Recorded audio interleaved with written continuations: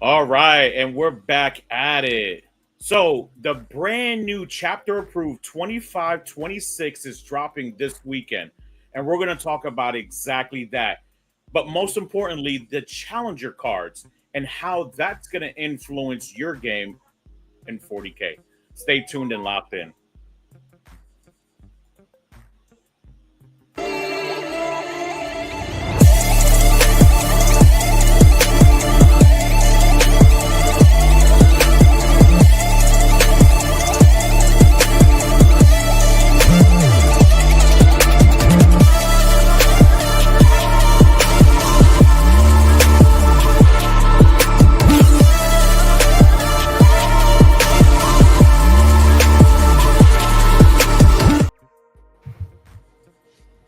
What up? Going on, you beautiful man, you. How's everything going, brother? How you been?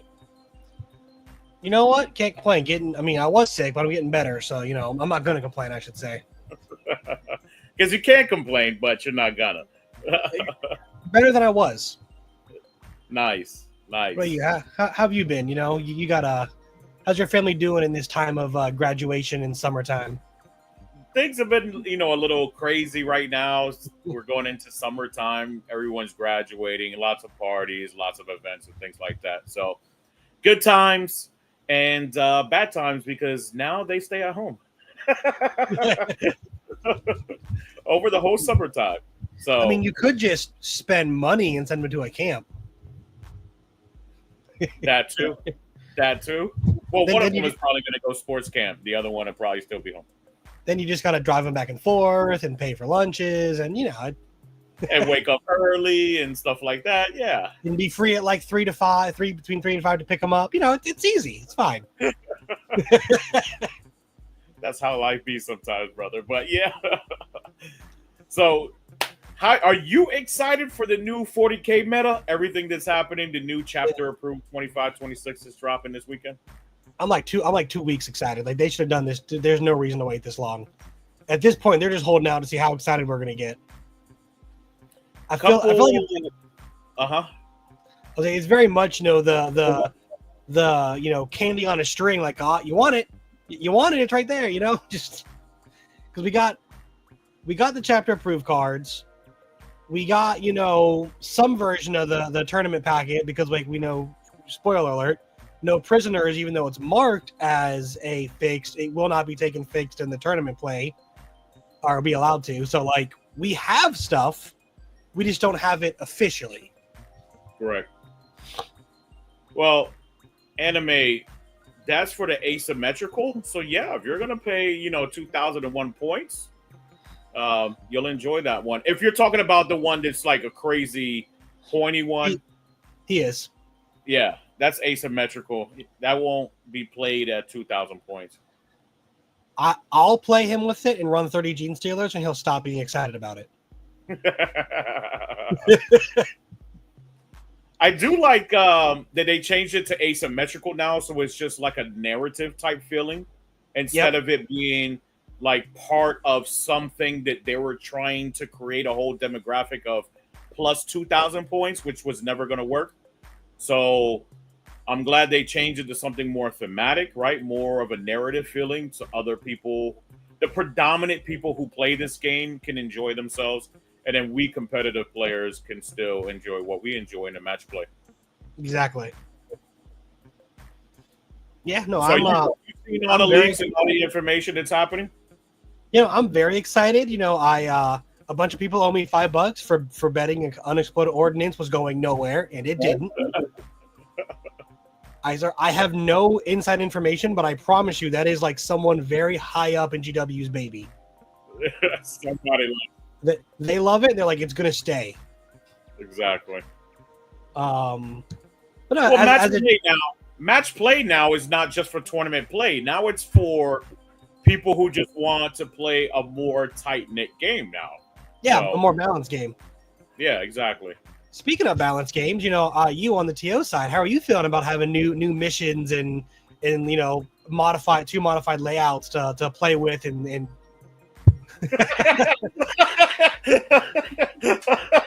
Does that answer your question?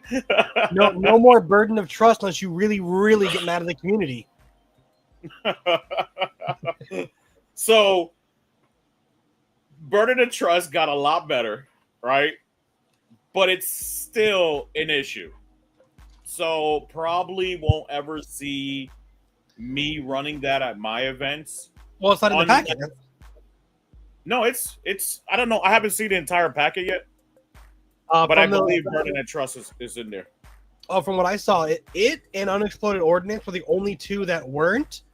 Linchpin, Supply Drop, Hidden Supplies, Taken Hold, Scorched Earth, Terraform, The Ritual, and Purge the Foe were. Which I like. A lot of people like those missions too, which is good. Nobody wants to do Unexploded and Burn. Right?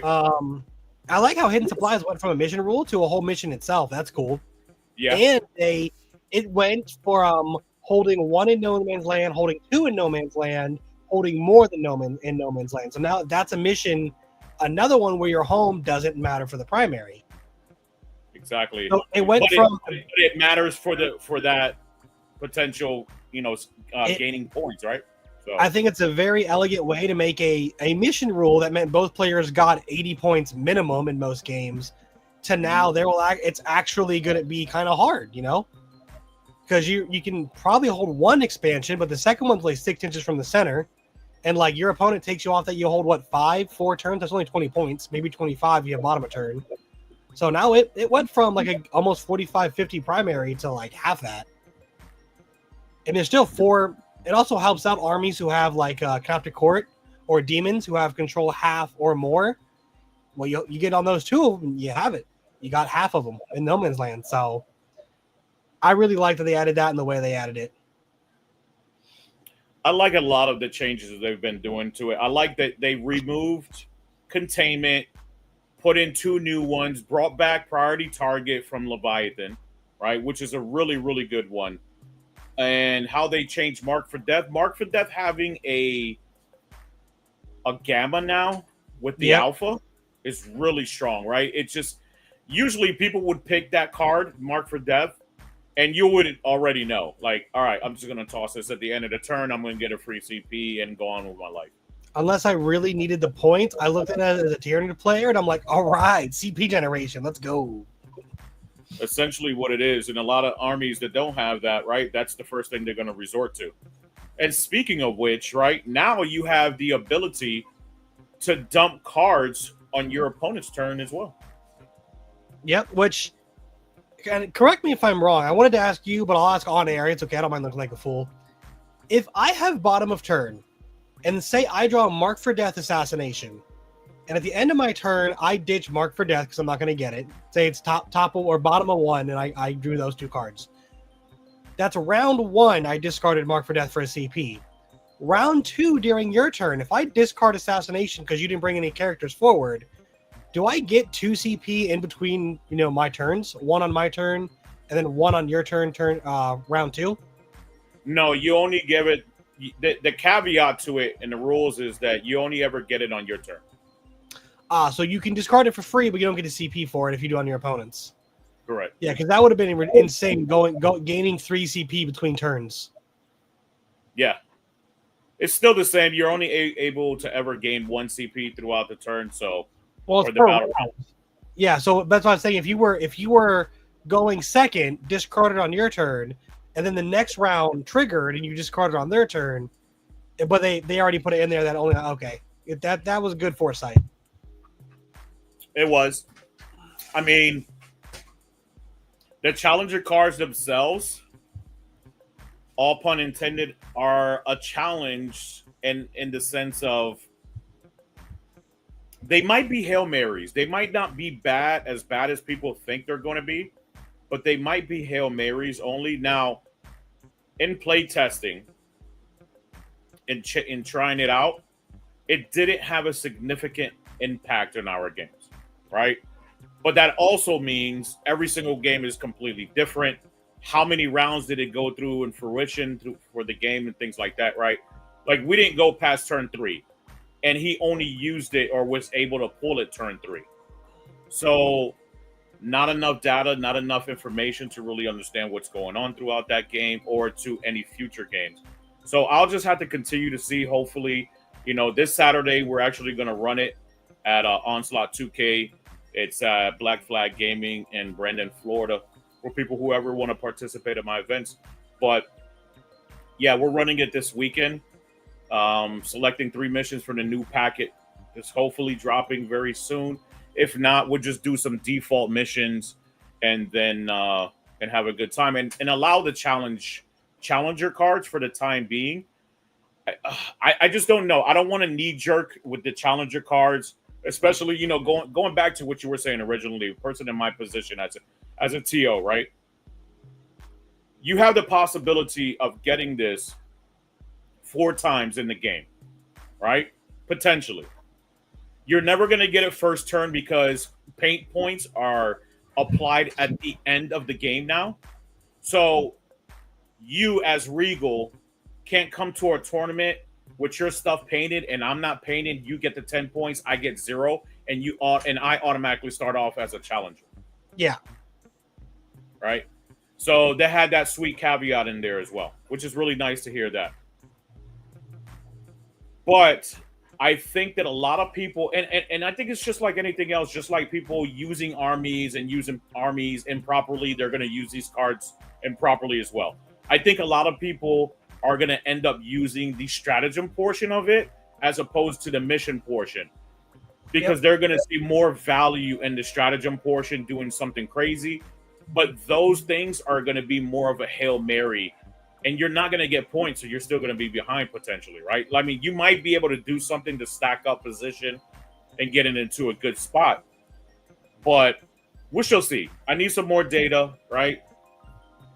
We're going to do it this weekend. I'm going to talk to people and really figure out. Now, they're saying that it's tournament legal. We shall see.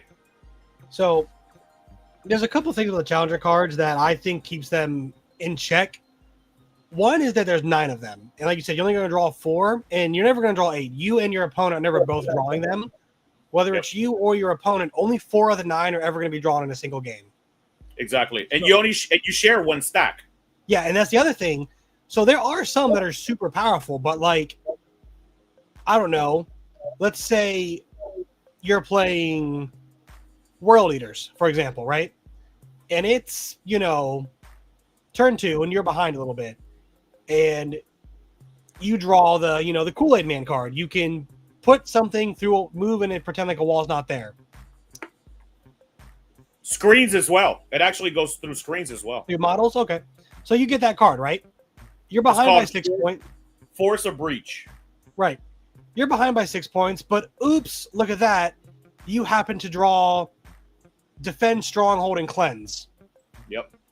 So sure, going through that wall, you might get you onto the objective, but like if you still got to advance because you were, 10.1 away with Scarbrand and he doesn't quite make it, you can charge and kill whatever you want, but you're not making up that point step. Like you're still behind by 6 points.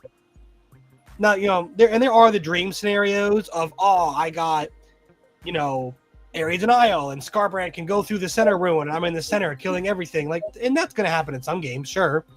Yeah. But also, Scarbrand can advance and charge. If you wanted to do that, you could probably finagle it anyway by good positioning. There's ways to get the points, right? There's ways to come back from the stratagem mechanic. Those situations, right? You can do overwhelming, take somebody off an objective marker and things like that. But I think those are going to be the longer stretches, right? Well, and that's the thing. Like, these don't exist in a vacuum of just them on their power. Like give me one moment. Sorry, still getting over this cold here. But the one that gives you hazardous for lethal or sustained hits in your shooting or fight phase on a unit. That sounds pretty good, especially on a unit that already has it. Like on my Tyranid Warriors, 36 attacks, hitting on 2s, rerolling 1s, and sustained hits from the leader. Giving them lethal on top of that sounds amazing. Amazing. But I got to be behind by 6 points, and what I'm killing has to really set me up because, like, I could kill whatever I wanted with that, but if it doesn't help me close that gap, like, I still lose the game. If I draw that on turn 5 and I kill Mortarion, great, I kill Mortarion. Oh, the score is still 76-70. Huh, that didn't help. So, like, something that I've told, you off air and other friends of mine that we've talked about him, because obviously it's a big buzz in the community, is like there's still a game to be played around the incidental drawing of this card. And like, if you're not guaranteed, like you could draw 4, you don't have to, I've played many games where the score differential never got beyond 6. The Ritual, is it one of your favorite missions to run? Is it normally a very close game? And it changed too. The Ritual is different now. So, Scorched Earth as well used to be very close, but it changed too. So going forward, but like, still, if neither of you are burning until turn 4, you could very easily get 5, 10, 10, and on turn 5, someone finally draws the first challenger card. Yeah. So like, these aren't even 4 is the max. I think honestly, 1 or 2 are going to be average for most games, unless your opponent is, or you're blowing your opponent out of the water. In which case, sure, they're drawing 4, but you're still ahead by 20. No, I agree. I think it's going to be one of those things that are only going to probably see play 2 to 3 times, like you said. And it's probably not going to be lopsided enough that it's always going to be the same player with the 3 times, right? It might get 2. He might get 2, or he or she might get 2, but I don't think any more than that. We'll see. Yeah, I do think on missions like Purge the Foe, where someone could just miscalculate damage, or not foresee a heroic, and like instead of getting 8 points or 12, get 0 or 4, and their opponent got 16. I can see that flipping back and forth pretty quick, pretty wildly, because the way Purge the Foe normally goes, one person gets 8 for holding more, one person gets 8 for killing more, and the other get the 4 and it's 12. But if even one person has a turn where they swing down, suddenly you got 4 and your opponent got 16. Yeah. And that can that's not even a matter of skill. You can just oops, Scarbrand rolled 4 1s to hit. I've seen it, and now he's not killing what you thought you were going to kill for free. So, as a catch-up mechanic, we're going to have to see how this effectively works, right? Take kind of a lateral step in the conversation, where I do see it being a catch-up mechanic and being very relevant, and not for the stratagem, because we've been talking a lot about the stratagems. There is a scoring half where most of these get you 1 to 3 VP. Not trivially, but easier than most normal secondary cards. I believe they're all 3 VP. Well, some of they're 3 max, but some of them have like 1 up to 3 for doing various things. Yeah. You're right. Yeah. Where I think the catch-up mechanic is really going to come into play is in teams, because if there's a team that is better than another, like we're often it's not usually player versus player unless you're really at the top tables. Normally, it's a team is better than another team. So what I think is going to happen is if you have 5 people, say, and of those 5 people, one team is getting 2 to 3 cards a game per player, and even if they're scoring, even just the average of those, which would be like 8, 9 times 5, that's 40 points. That's like 8 differential points they just made up potentially. And it's probably going to be closer to like 21. So but still 4 differential points is insane. And that's in a 5-man. It gets worse if you're in an 8-man. So I think in teams, these are really going to come in clutch. There's going to be a lot more draws for teams, or like 11-9, like overall team victories, not player victories. Yeah. Correct. Because if you score 2 of these, that's 6 points, and that is in effect 2 differential points. Because you need 5 or 10, and once you get above 5, you close the differential again. So what we just call the tertiary now. Yes. So I think that in teams, these are going to have a massive impact, which I love. I love playing teams. It's no secret. You host team event. I'm looking very forward to in November. So I think these are going to be great there. As for single player, the example I've given is if your opponent only beats you by 1, 2, or 3 points, these cards, or I'm sorry, if they beat you by more than 4 points, it didn't matter. Because they would have beaten you by 1 point in a one-on-one match. That's all it takes to win a game is 1 point. Exactly. If I get 99, but you get 100, you still win the round. Now, and if they win by 1, 2, or 3, me personally, I'm not mad. That was a hell of a good game to have. I've had many games come down to 1 to 2 point victories or losses, and they're all great. So, as a comeback mechanic, go ahead. No, I was just gonna. Go ahead. As a comeback mechanic, my point of view on it is, I like it. I am dubious about the 0 CP stratagems, but that is also, again, keeping in mind a holistic game view and not the dream scenarios everyone's imagining they could, like, the most powerful thing you could do with it. Exactly. Well, I mean, that's what people go to, though, right? You go to the extreme. What is the most broken thing I can do? How can I work around this to expose it, right? And there's nothing wrong with that, especially when you have a leaky fish tank and you got to patch it up, right? Yeah. So, I think that it's going to be interesting. I'm definitely intrigued. I love the concept, right? I love the concept of them thinking that they're doing something to kind of bridge the gap between novice and experienced or expert level players. Hopefully it works, because in theory it sounds like it might work, but hopefully in practice it actually works. This is supposed to just allow people to not get blown out, essentially, in games, right? This is really what it's designed for. It's supposed to be able to help you kind of catch back up and get within striking distance to really win that game. And hopefully your skills might pull it out. I can also see the alternate spectrum or alternate kind of, world to this, where you can get into a position where you're winning the game, you're really good at the game, you're being very skillful at the game, and you pulled the right challenger card, and it feels like a got you moment, and you end up beating the champion at the end, right? And that can create some issues potentially. I'm a dirty bug player. I don't play fair. And with how Purge the Foe is set, I am so looking forward to going first, tempting my opponent with a Spore Mine, and just being like, look, I only scored like 3 on secondary. So if you kill that Spore Mine and score one of your cards, I'm getting a challenger card. And God help you if I draw sustained hits for my Gene Stealers on their go turn. Like, no, not yet. Not a jab yet.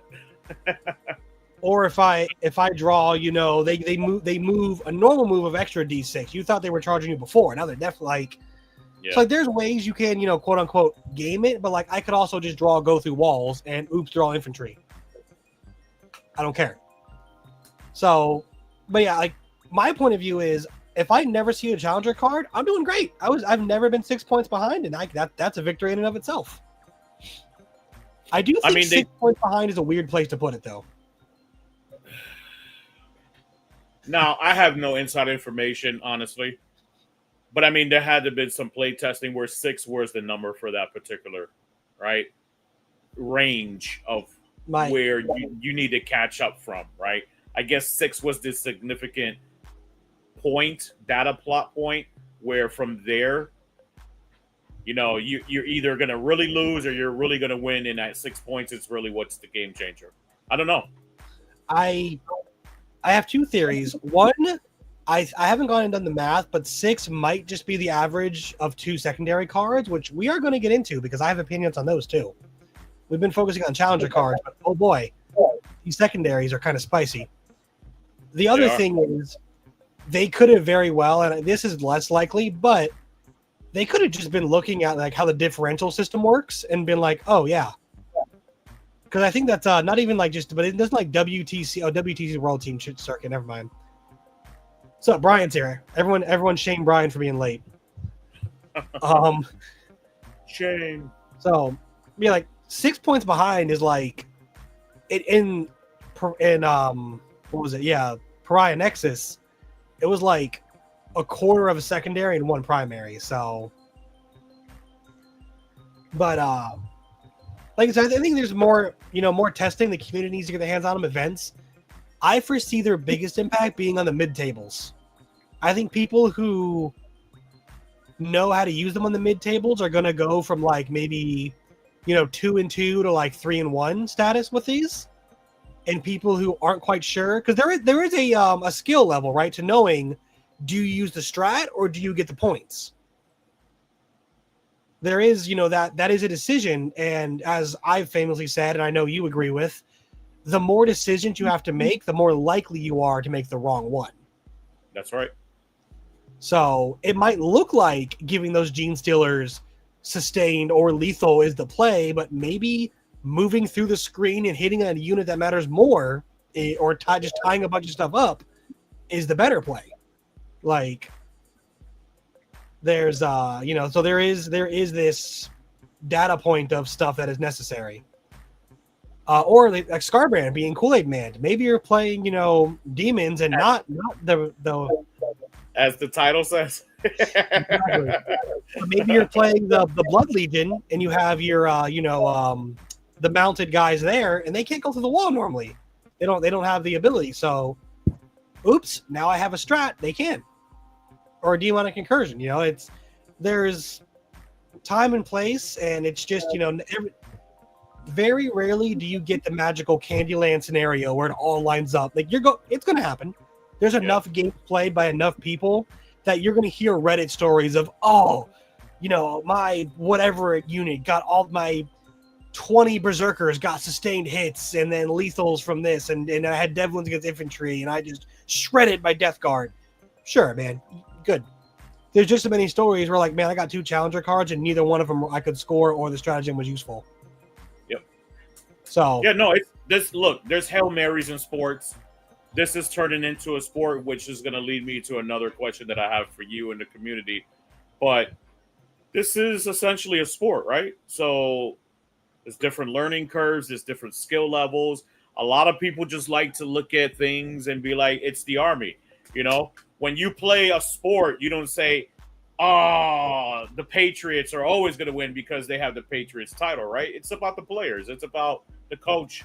It's about it's other moving parts here. And I know I'm going to start losing people when I start talking about sports, so I'm going to cut it there. But do you think that team events is the future of 40K, and basically it's just going to be the predominant way to play 40K? Because of how you're seeing all of these new match plays come out, just kind of how everything is, and hopefully we get to a more organized position in 40K. Do you think it's just going to be the ultimate everything? Yeah, sports ball, exactly. I think if 40K becomes mainstream, is at conventions and tournaments are held, I think teams will be the front for that. But for 40K itself on its face, I don't. I think singles events are still going to be the main draw and stuff, because for 2 reasons I say this. One is I played D&D for over a decade, and my God, getting 5 people together even semi-regularly is, as an adult, like we just talked about at the beginning of this episode, it's summertime. Your kids are home now. Imagine if you were on a team. Like, yep. You're a TO, but imagine being on a team, having to meet up for weekly practices, keep up with metas, learn, 1 to 2 to maybe 3 armies to cover bases. Like, exactly what I do now. Exactly. Got it. So I think teams will be like the front runner for the mainstream appeal, kind of, like League of Legends. It's a team game, but it's very similar thing where, like, it's the draw. Because also, watching 2 people play 40K for 3 hours, I'm a 40K fan. I do this show. I love 40K. But I have to listen and do, so I can't just sit and watch it. It is so dry.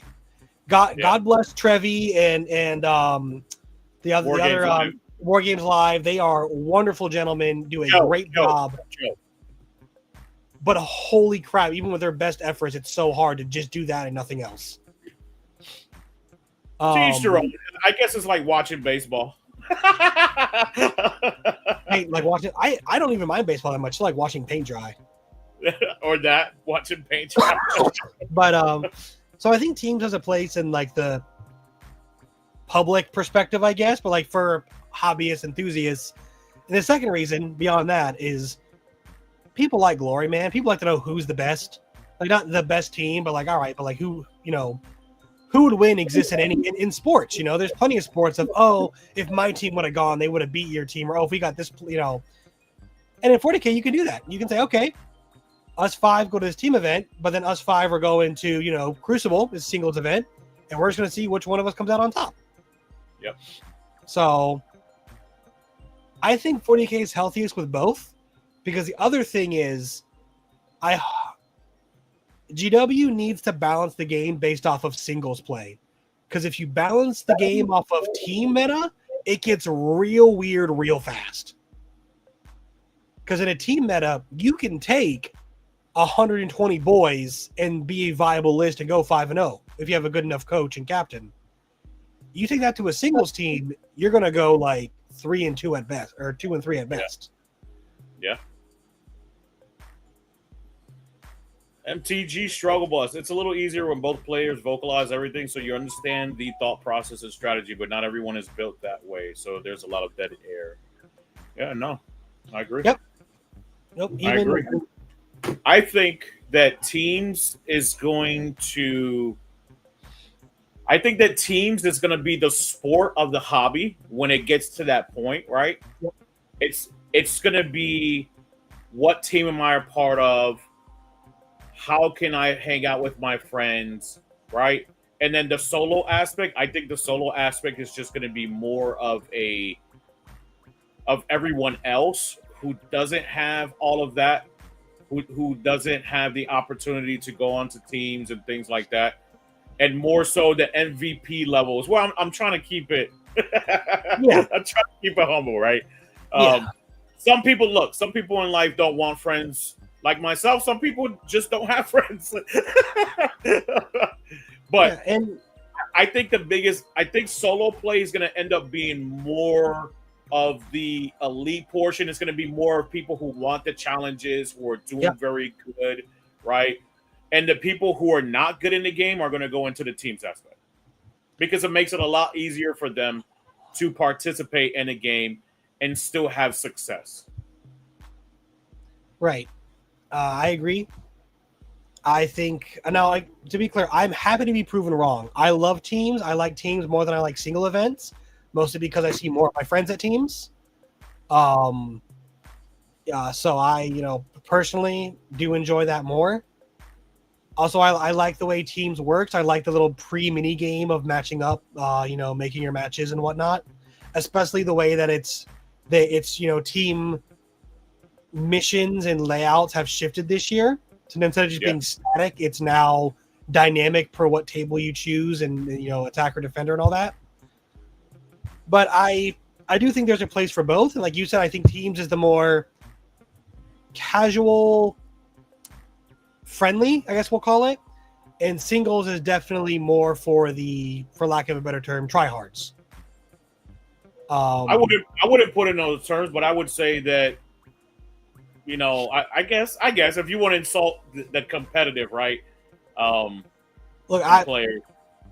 I guess there's stigma to the competitive player. Not that you're insulting them, but there's stigma to the competitive players, right? Yeah. I would say I would agree, and then I would say the opposite as well, right? I would say that what I said. I think that more novice level players are going to play teams, and singles players are going to be the better players, and more expert level players, the people who want to go out there, who practice and things like that. And to be clear, there is a ton of overlap. Like, it's not going to be just one crowded one. There are a ton of people who play casually who go to singles events just because of love of the hobby. They have friends who are, quote unquote pro players or whatever, so they go hang out with them. Yeah. And same for teams. There's plenty of teams that have super high count. Some of the best players in the nation were just at the team event back in April on multiple teams. It wasn't even just one team. So from multiple clubs. So there is overlay, and that's good, to be very clear. Like it is good that there is such an intermixing of both team format and singles format. Yeah. Like crush more of your friends. Oh. Look, the only friend I've ever crushed in a team setting is Anime Squirrel. And that was that was well deserved. No, I was going to say that was orchestrated by you, who was a TO, but blame it on me. Hey, I tell everybody at the event, I was like, blame everything on me. It's my fault. I'll take it. I can't wait to go to another one of your singles events and try your call out mechanic. I want to call out so many people. People are more than welcome to do it, but nobody ever actually really really does it. I had one person in the last 2 years actually do it. I'm going to do it, and then I'm going to call out someone. They're going to look at me and be like, who are you? No, just win and play me normally, and then like walk away. They might take it. I don't know. They might see you as an easy win or not. Maybe. I don't know. Never know. Never know. Nah. I'll challenge you, baby. Go well into lunchtime. Someone's like, Judge, I gotta stop my turn. I gotta go answer a question. I'm like, Judge, look at the time clock. He's taking way too much time. He said, explain this call out mechanic, please. So if you're being serious, you've been to my events, but if you're being serious, I allow people to challenge each other essentially turn one or game one. So you can call out your opponent and be like, hey, I want to play against Reigel turn one. And I'll be like, all right, you guys play it out and play your game, right? As long as it's not something that's obviously gaming the system, right? Yeah. Like, oh, I'm going to forfeit to my friend to give him 100 and for a 0. You know, that's where it gets too crazy. And you can kind of, as a TO, read into shit like that. But otherwise, yeah, no, it's a go all the time, man. It's a go. Yeah. No, call out the TO.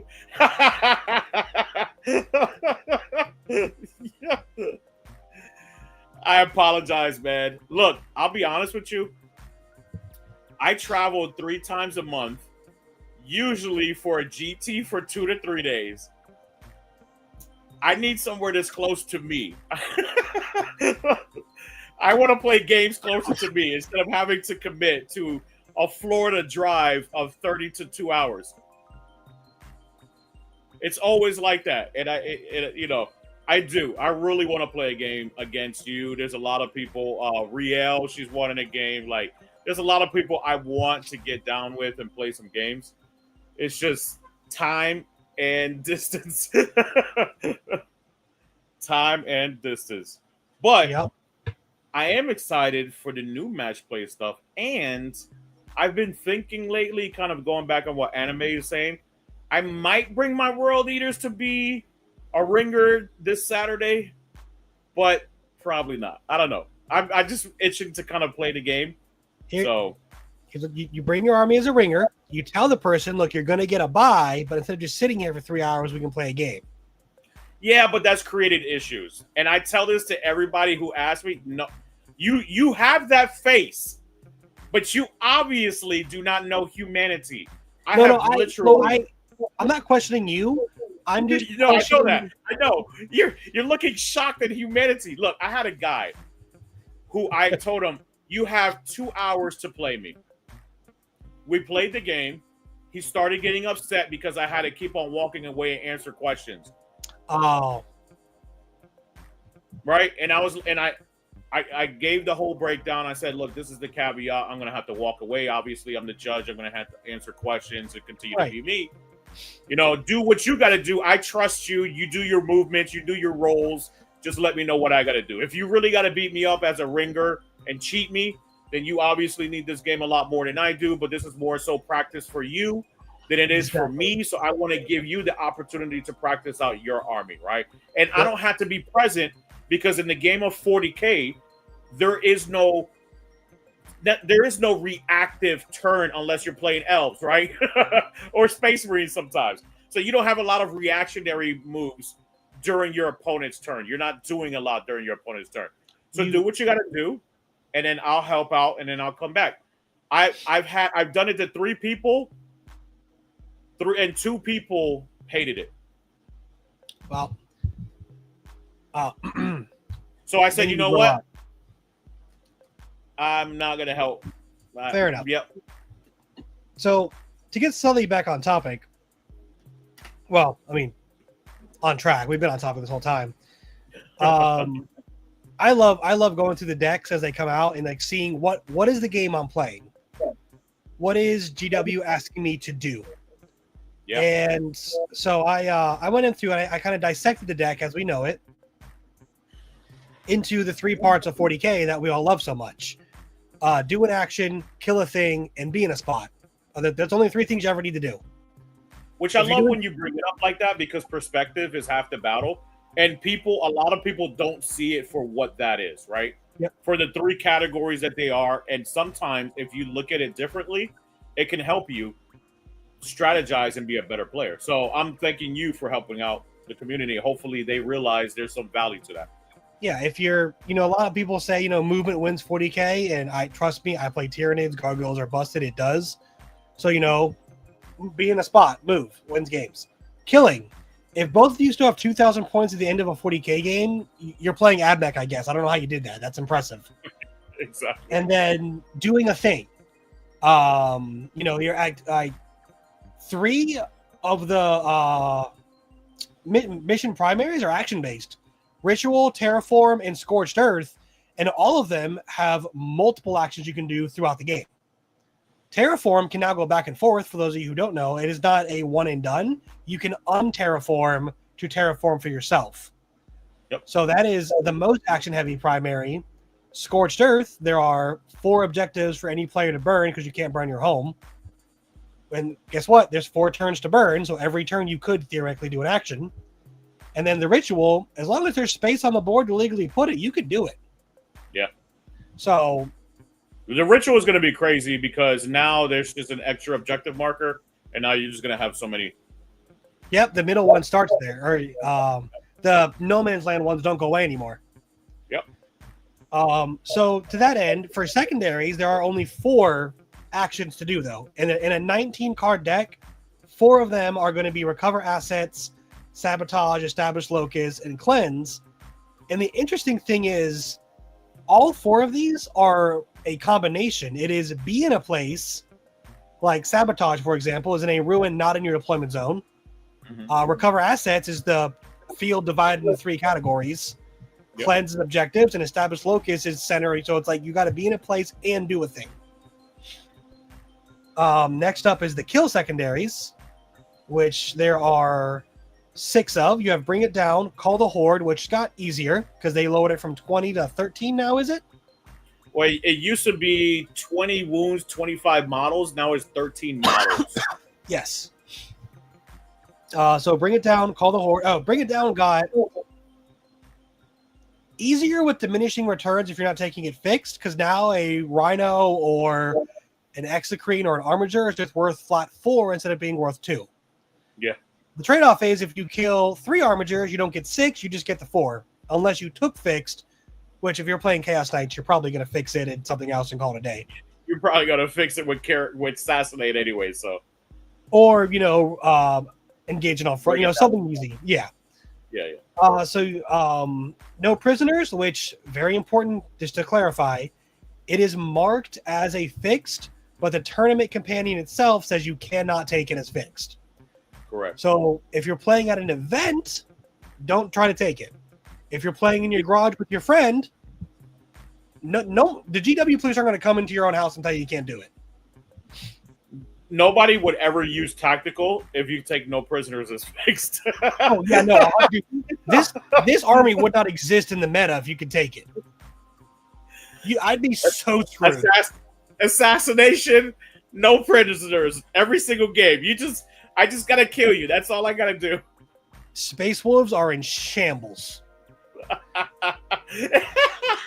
They would be. All the characters they have. Now, to be clear, though, Assassination and No Prisoners do have an interesting overlap where character models don't count for No Prisoners, and Assassinate has a caveat as well. So, you don't get, if you draw both of them on a tactical turn, you don't get to, double score both. So that was kind of cool that they built that into the cards. Yep. Mark for Death. Now has the gamma, so that you can get 2 points for killing one you choose, or 5 for your opponent. Yep, I love it. I pulled that one, and I got my gamma. Makes it easier. And then there is Overwhelming Force, which I believe has a slight buff, because before it was killing an opponent on an objective, which could be gotten around with reactive moves, such as Dominions, Mists of Deimos, Vanguard Tyranids, Stratagem. but now it says started to turn on an objective. So even if someone tries to back off of it, you can still kill them and score the card. So that's kind of cool. I don't think the wording has changed. I just think that extra part is no longer there, like you were saying. Yeah. And then the beefiest of all the ways to score. Oh, for kill missions, it's just purge the foe, which is half kill, half be somewhere, because it's hold one, hold more, kill one, kill more. So even on the kill mission, half of the mission is literally be in the right spot. To be clear, for challenger cards, all 3 categories have 3 challenger cards each. Actions have self-preservation, secure extraction, and establish comms. Kill has sow chaos, focused effort, and attrition. And being in a place has over the line, zone defense, and dig in. So I like that even in the challenger card design to score, still took the 3 main parts of the game in equal measure and put them in. And variety, yeah. I like that too. For the be somewhere missions, well, I'm calling it the be somewhere, because it's not always movement, it's where you end your movement and where you're at that matters. You have linchpin, supply drop, which supply drop changed, so now I believe the middle objective is always the last one remaining. So now your alpha disappears first, and then your omega disappears last, rather than your alpha disappearing and then the omega staying, which always confused the crap out of me. I don't know why you picked one to go and one to stay. Now they both just go. People didn't even know how to choose it. Like, it just tells you randomly select. Like, what do we play? Rock, paper, scissors? I mean, what do we do here? I always did evens and odds. I just told my opponent, look, evens, odds, you roll the dice, and then whatever, like, look, high, what, like, I just did that. But you're right. Everyone had their own way. Like, some people did. Some people, whatever. Hidden supplies, which is super cool that they added it, like we talked about before. Classic take and hold. And technically burden of trust. Also, unexploded ordnance was up in the action category. But burden of trust and unexploded ordnance are not in the mission pack, I believe. So don't worry about those. If you want to play them in your garage, feel free. But you're almost certainly not going to see them at an event. Which I really like. I like that they isolated the match play pool for the missions that we select, right? For actual competitive play are the best missions for that. So I'm glad that they're paying attention. I'm glad that they're isolating those and allowing still every other mission to be there. Yep. But having those specifically, right, in the tournament companion packet for match play is great. I really like that. Real quick, I'm just gotten into learning how to play GSC, and he is not wrong.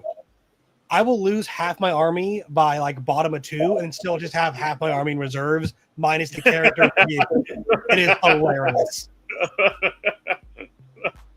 Like, oh my God. I'm like, man, I die so fast. And I'm like, wow, I actually have 450 points extra of an army over here. How weird. So much more stuff left. So there are 9 movement-based or positioning-based secondary cards. This is a 19-card deck. For those of you there were... Yep. This is where the chunk of them are. The first one is the new one, which is Display of Might, which I'm a big fan of. I love Display of Might. Because it's easy. Well, I like it for those armies who are like, ooh, we're a late game army. We don't want to get too close because you might charge it with your Gene Stealers. And I'm like, no, put everything in the midfield right now. And it also punishes transport-heavy armies because it is a unit count. So if you have your Rhino or your Immolator with like 2 squads of split dominions, that's only 1 unit in the midfield. You got to get those girls out of the vehicle. Exactly. Get on the board. Under ritual, this is really good. Yeah. So Display of Might is being No Man's Land. Secure No Man's Land, which I believe is the same. It's just worth a little less now than it was before. I think it went down a point. Defend Stronghold, it's the exact same. That got a shadow buff because now you can discard cards in your opponent's turn. So if they do surprise stop you, you're not stuck with a dead card. Area Denial, classic, just control the center. Yep. Extend battle lines, same. Attempting Target. Lewis, you were excited to talk about this in the beginning. Why don't you remind people who maybe haven't played since Leviathan or didn't play Leviathan what a tempting target is? Oh man, this is one of the classics from Leviathan mission deck. So this is, you just control the tempting target. So essentially what happens is your opponent selects a target. If you control it at the end of your turn, you get 5 points. A target objective, to be clear. Objective marker, correct. In No Man's Land. They can't pick their home objective. They have to pick a No Man's Land objective. Correct. So obviously they're always going to pick the one that's closest to them or has the most stuff on it. Almost. So it can be a challenge. Or there is a strategy here that I have personally used and have had used against me, and that is you can pick and easily take an objective. Just like if you like, I could pick my natural expansion objective and tell you come and take it and try. Good luck getting 5 points. Then you're like, all right, I'll just discard it for a CP. But what I also could do is say, you know what, that center objective, put something that matters there. Yeah, to kill it off. And if you're good at, if you're looking, and this is again why remembering 40K is a holistic game. Two sides of the coin, yeah. If you look at it and you say, the only thing you can get on that center objective possibly is Scarbrand, but then there's nothing for him to charge. He's just dead weight sitting there in the middle of the battlefield, and he really wanted to go charge Canis Rex over there. Now I'm giving you a decision point. How much do you want those 5 points? That's right. So I'll just stick you the objective marker. there is strategy here to be like, I could make you go jump through some hoops for what it is. Otherwise, I could make it impossible, but then that's easy because you just get rid of it first. It's a new mark for death. But I could bait you to shoot you out. Yeah, I could do what the name says and tempt you. Yeah. And then you have to choose not to get those 5 points. So, right, yeah. Just be aware of that and be aware the most obvious play isn't always the best play. Sometimes it is. Sometimes, you know what? You could just get there with 2 spawn and I have no OC on it. So, yeah, my home. Good luck taking it. That's very well. Yeah. That's going to be the case sometimes. Engage in all fronts. I believe the only change for this is there is no more exclusion zone from the center. You can just be wholly in quarters. Doesn't matter how close to any edges or the center you are, and you got it. So that and you can hold 2 quarters now. Oh, it's no longer wholly within? No, there's 3 categories instead of 2. So it's hold 2, get 1 point. Yeah. Hold 3, get 2 points. Hold them all, get 3 points. Oh, yeah. You can score for 2 quarters instead of 3. I thought you were saying 1 unit could score 2 by itself. No, okay. No. Storm hostile objective. It's what it was. This could technically be a kill if you're charging on, but it's really just have more OC on an objective than your opponent had at the beginning of the turn. Correct. Yep.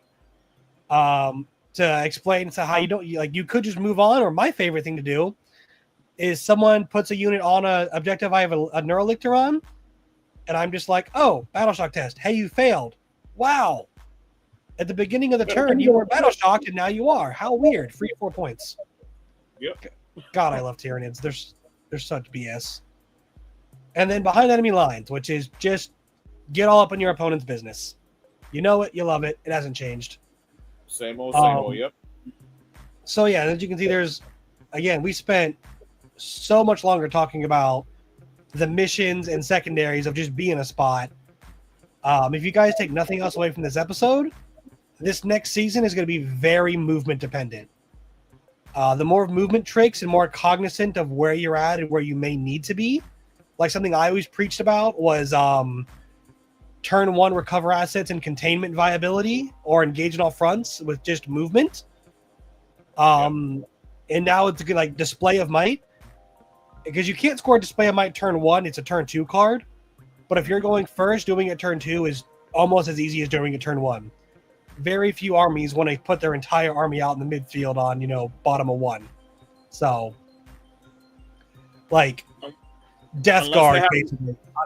Unless they have a lone out DP and they just throw them out there. Right, but consider 4 lone ops. Or that too, yeah. And you have 6-inch loan offs, don't you? I do, and I'm not sorry. That's right. Dude, I look at this, I'm like, huh. Spore mines sure do count as a model, a unit in the middle in the field, don't they? Sure do. Life made easy for you, man. Yep, recon, turn 1 locust area denial. Now again, though, remember, scoring big turn 1 can actually be a detriment with challenger cards. Because all of a sudden, it's turn 2 and your opponent can Kool-Aid Man or has sustained or lethal 1 on, I don't know, 6-man plasma inceptors. That sounds like something everyone wants to do.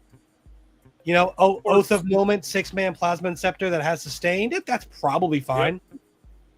Reroll hits of 1 and wound 1, 6-inch consolidation, pile in. I mean, pick your poison. D6 extra movement.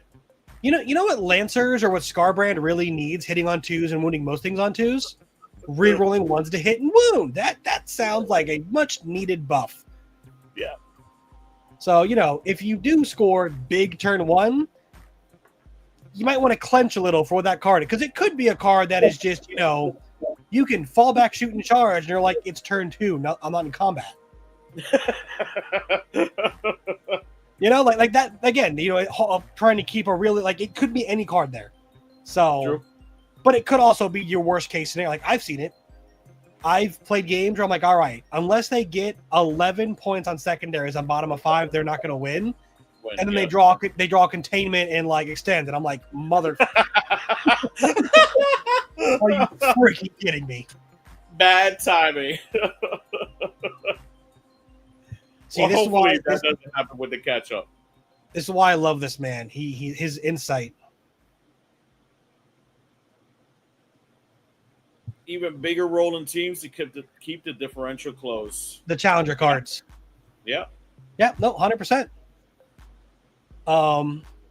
Yeah, because if you're only 6 points ahead. First of all, if you're going first and it's top of 5 and you're 6 points behind, you've already lost that game unless they're tabled. Because they get, even if you score those 3 points, they get 1 primary for 5, and I guess before you score primary, but like that's a really rough spot to be in.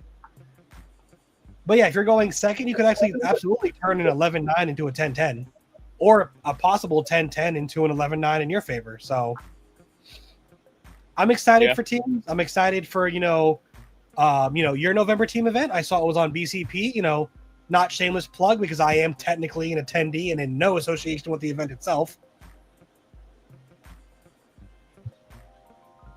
Is what we like to see. We like to see new blood in the game. What up, Gumpy? I love it. It's looking promising. It looks like a good one. They got rid of the mission rules, turned them into twists, but that won't be for match play. Then they have the challenger cards now, so they look like they cleaned up a lot of things that were just superfluous, right? Like nobody really cared about the mission rules most of the time. It just felt like more stuff that I had to remember on my end to explain to people, to remind other people. So I had to remember other people, right? The funniest one was Fog of War, and watching people trying to like re-roll in advance. I'm like, nope, you can't do that. Yeah. You can't use core strats turn. Nope. But before we close out, I just wanted to, remind everyone to, keep an eye out for events. Like, you said you run 3 events a month usually. 2 big ones are coming up near the Onslaught 2K, Warfare 2K, and Rubicon. All those are great. I would attend if I had a more forgiving work schedule, but I don't. But for what I am attending, Crucible in September and the Tampa team event in November. And I hope to see a lot of you guys there. I'm excited. I'm excited as well, man. There's a lot of events going on this year. I'm excited for Chaos Nights. I might actually pick up some Chaos Nights. Just buy 2 of those boxes or buy 1 of those boxes and like 1 of each big nights and you're good. Yeah. Probably 2 of them. I don't know. Depending on how the book looks. I don't know if they're going to allow a lot of baby nights anymore, right? And it looks like there is a War Dog detachment, so yes. but it looks like they only get battle line in that detachment only. So I don't know. We're in the new world of 40K. The rules blow. The armies are different now. Like, these codexes are completely different than what the Space Marine and Necron codex was at the beginning of the edition. So, tell me about it. Looking at the Space Wolf and looking at every data sheet and seeing every single data sheet has 2 rules, I'm just like, yeah. But there was an episode we did 3 of these ago. Apples to oranges. Tyranids are still doing good. We're still hovering between a 49 and 51% win rate. So I'm just happy that they whooped Death Guard's ass. They're the anti-Death Guard. Yeah, I felt very cocky when I was like hearing everyone freak out about Death Guard, like, oh, Death Guard are this and that. And I'm like, but what if 6-inch low op and on-demand precision on 40 dev wound attacks? Yep. Like, ooh, you're not going to kill Morty or a Demon Prince. I'm like, all right, I'll kill everything else. I was never going to do that. I don't care. It's a challenge for them to punch up too. So, like, if you're walking around with a bunch of emissaries, like, they can't do anything to the emissaries, basically. With one exception. I'm not going to let you sit here and lie to these nice people. Death Shroud with a Lord of Contagion and the Champions of Contagion with the enhancement can kill anything in the game. They do not. Oh, yeah. That one can. Yeah. I did the math for anime, and I'm like, in any unit in the game that with all their buffs and strats, which, mind you, is no CP if a Demon Prince is there because the character, their data sheet, attack profile, and the enhancements already baked in.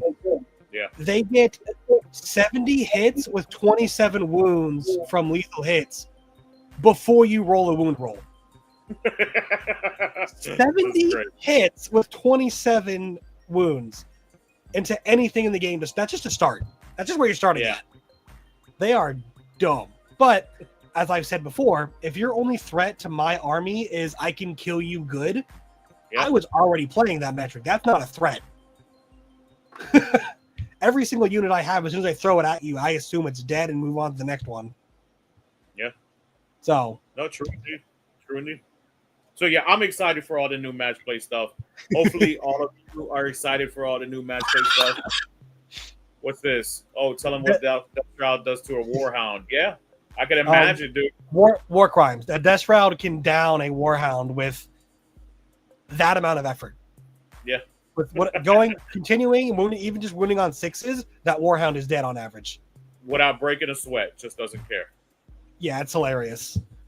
But sorry, you were talking.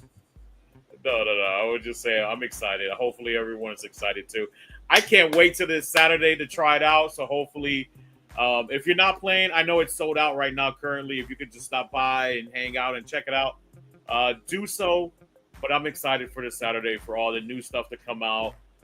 Thousand Suns should be played as well. It dropped on Saturday. So people might be playing Thousand Suns as well. Chaos Knights. I think so. We were doing the math. Chaos Knights, Imp Knights, Votan. Grey What's Knights. left? Grey Knights. Because Grey Knights are coming out right after Imperial and Chaos Knights. Drukhari. If they come out with a Drukhari, so that's 5, maybe 6 more left. Maybe 5 or 6 more left.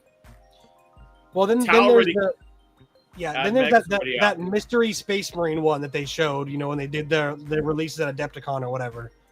After Salamanders or something. Yeah. But you got like 6 books left.